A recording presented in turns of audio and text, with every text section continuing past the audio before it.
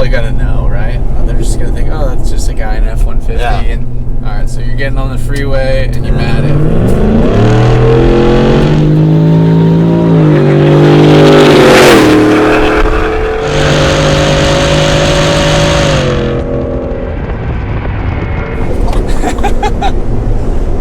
That was nuts. It's a little bit different truck, right? Yeah. That was insane.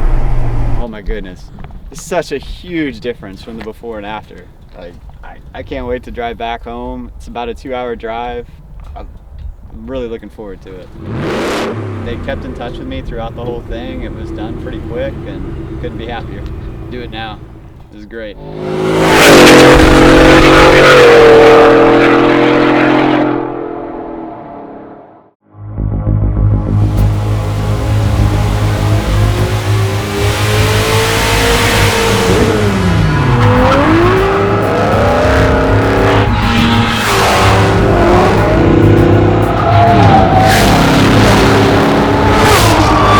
Why would you drive a stock one when you can drive this?